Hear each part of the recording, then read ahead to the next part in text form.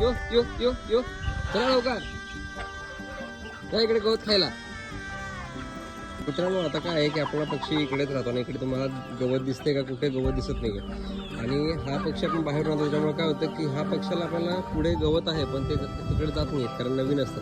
आता त्यांना आपण तिकडे घेऊन जाऊयात की येतात का बघूयात. यो यो यो यो यो यो यो यो यो यो यो यो यो यो यो चला लवकर या इकडे गवत खायला.